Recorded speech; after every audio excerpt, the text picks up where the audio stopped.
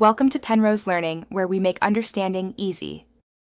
You start by confirming exactly which HyperX model you have and where it plugs into your PC, USB-A, USB-C, or a 3.5mm jack. Once done, install HyperX Ingenuity for full features or update firmware if prompted. This matters for mic and RGB control.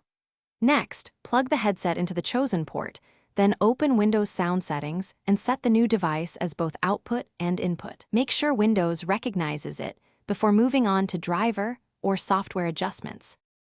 You now focus on drivers and software. Open Device Manager, check for any yellow flags, and update the USB or sound driver if needed, because that fixes dropouts. Then open Ingenuity. Adjust EQ presets, mic gain, side tone, and enable virtual surround if supported. These choices change clarity and stage.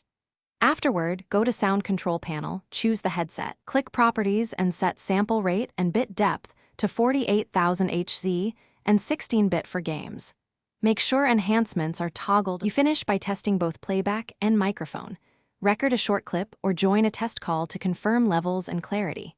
If you hear crackling or one-sided audio, disable exclusive mode in the device properties and verify individual app audio outputs.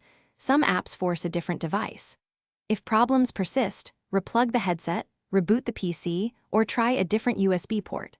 Also test the 3.5mm path if available. Key tip: firmware and Ingenuity fixes most odd behaviors. Update them first. Thanks for watching. If this was helpful, leave a like and consider subscribing. See you next time.